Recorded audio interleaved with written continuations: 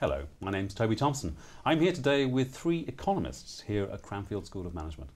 I'm with David Middleton, Chairman of the Institute of Economic Affairs and Emeritus Professor of Finance and Accounting here at Cranfield, John Glenn, Senior Lecturer in Economics, and Sean Rickard, Senior Lecturer in Economics, also at Cranfield. Gentlemen, we're talking about finance, debt, the UK economy. David, can you tell me what has gone wrong?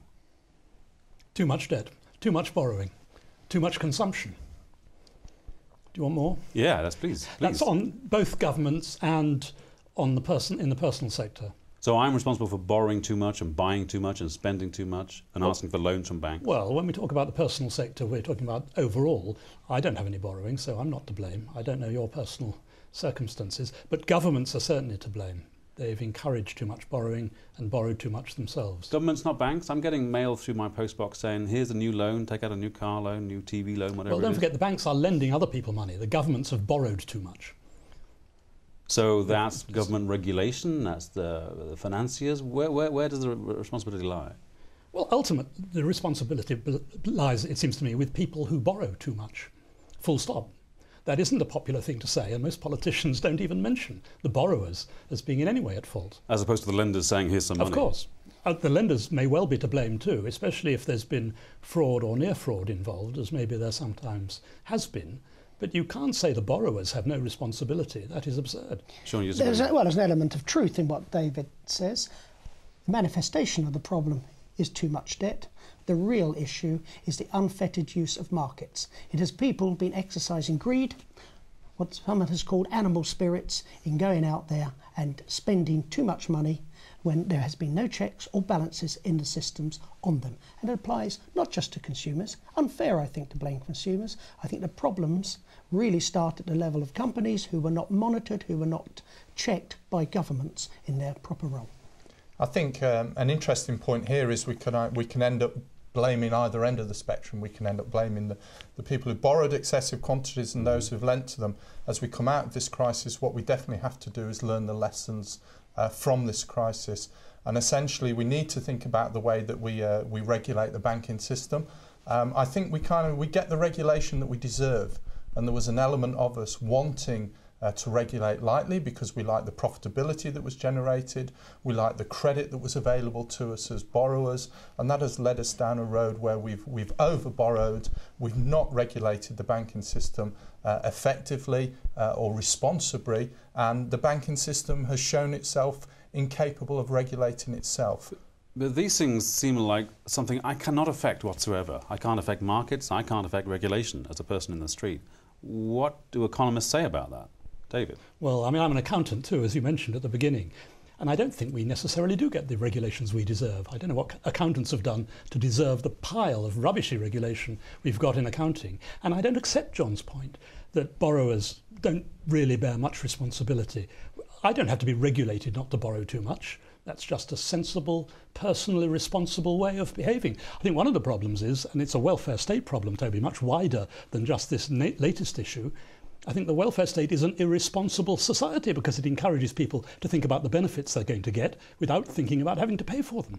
So, you know, for 2 generations now, irresponsibility has been built into our way of living. A society without welfare provision is also irresponsible. We have to find a middle way. And I'm with John, really.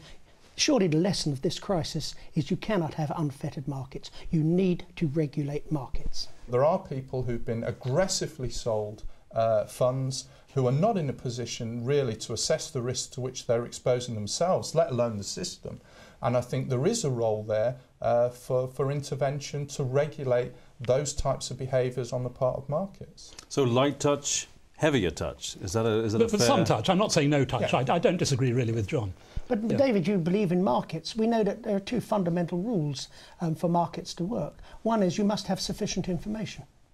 And clearly, not only the people borrowing, but the people running these markets didn't appear to have sufficient Not information. at all. We're all ignorant about the future. Markets work perfectly well with ignorance. I must be able to make my choices based on an assessment of what the risks are and what the alternative offers are. The people offering these products didn't even know what it was, let alone the people you're now expecting to have made an informed decision within the market. Well, but I think, sorry, Dave. You don't have to be very informed to know that if you borrow 125% of the current value of your house and you're unemployed and you have no income, it is going to be very difficult for you to meet the legal conditions. But why offer it in the first place? Should governments say you should not offer a 100% mortgage in the first place? And it's a government issue, not a banking issue.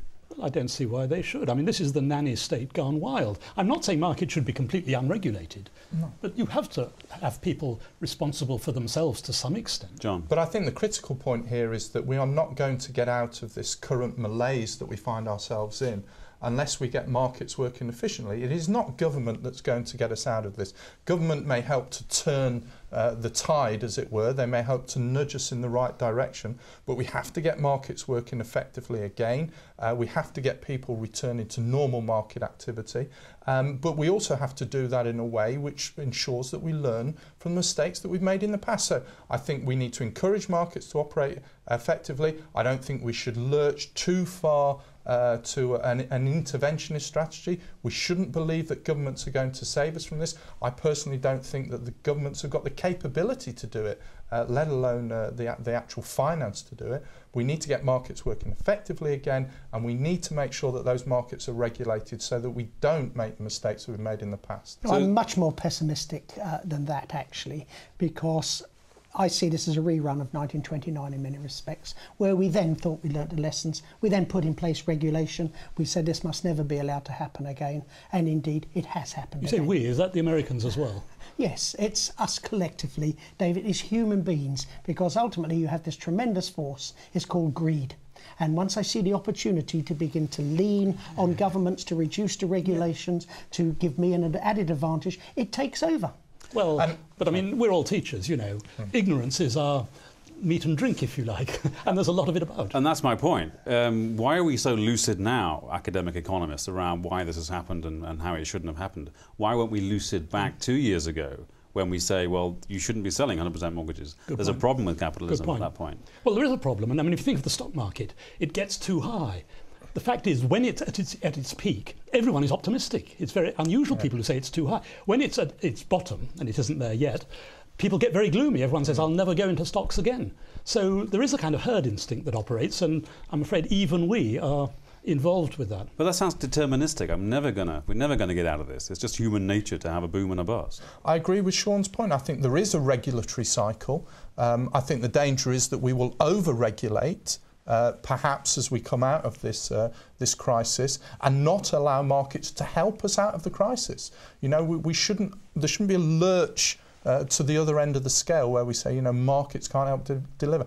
Markets deliver the vast amount of wealth that we all enjoy consuming. It's just making sure that they're effectively regulated so that we don't get these crises, and then to guard against what I think is, again, a behavioural response that the market will give, which is this regulatory cycle. We'll renege against regulation. We've done it, you know, periodically in history. So it's about courage, it's about perseverance, about stamina. Oh, and it's about not forgetting the lessons of history. I mean, Sean said we forgot about 1929. You could argue that Gordon Brown, when Chancellor of the Exchequer, forgot about the relative success of the Bank of England in preventing serious financial crises for 150 years in this country.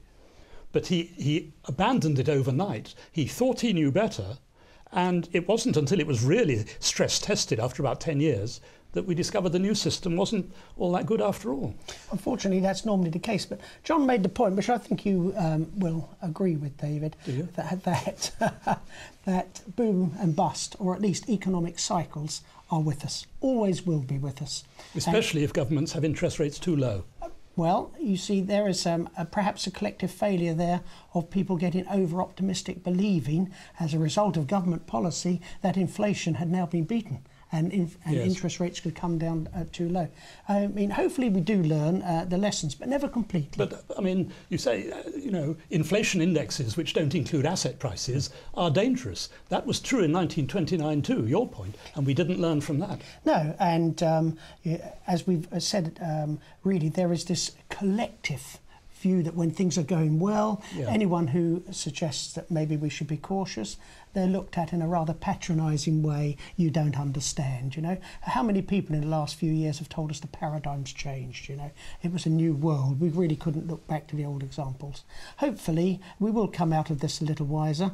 ultimately, we always depend on markets to create wealth. We should never forget that. But it strikes me that one of the lessons of what is going on at the moment is we certainly need governments to help those markets to correct themselves. But I also feel we don't have to go back as far as 1929. We only have to go back to 1997 to get a microcosm of the crisis that we have at the moment, and the one that unfolded in East Asia. But you all seem to be saying learning is a massively important thing. And here we are in a business school, a seat of learning. Have we not got something to say about this? Are we not in some way culpable? We're a kind of grand, venerable coaching house for most management bandwagons that roll across capitalism. Have we not got a part to play in that? Around courage, building the courage to stand up and say no? Is that not part of what we're about? Yes, well, I buy that. I mean, I think you're right. How you behave is important. There are lots of intellectual failures here. We mustn't forget that. People talk about greed and so on, and that's part of it. But for example, to pick up your point about business schools, I think a lot of business schools, I wouldn't particularly blame Cranfield, put far too much faith in some of these mathematical models. They essentially thought they knew more than they did. It was a genuine mistake. They weren't fooling people. They genuinely thought they knew, and they were mistaken. They being the business schools, the orthodoxy of business schools, yes. The orthodoxy that capitalism and business schools have yes, come I mean, together. if you want to get academic articles published, it's not easy if you're taking a line completely divorced from most other people in your field. It isn't. So in your classes you would say, stand up and disagree with me?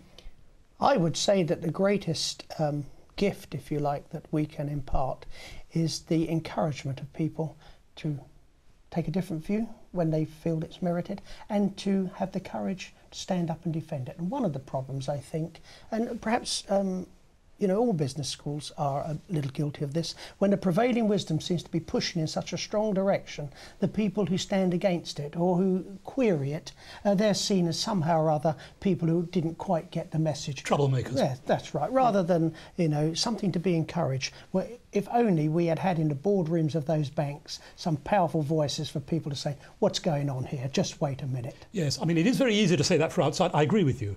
But the pressures, the behavioural pressures on people to conform are enormously high, and there's quite a lot of evidence on this as well. So if nothing else, we would breed a class of people that could say no.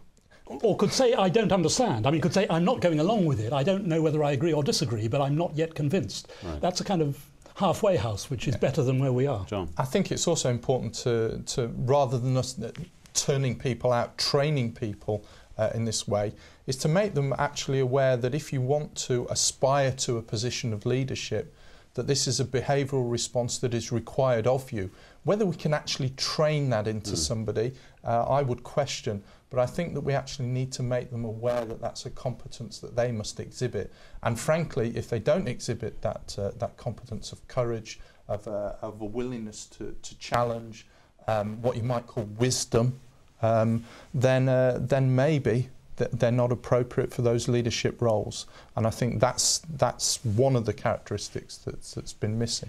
Yeah, can I make a comment? I mean, Last comment. When we used to have written reports here, often the chap who wrote what I would regard as a wrong report got better marks than most others because he had to argue better to sustain his case. And I think John is right. We should encourage that behaviour. Gentlemen, we can go on much longer, but thank you very much indeed. Thank you.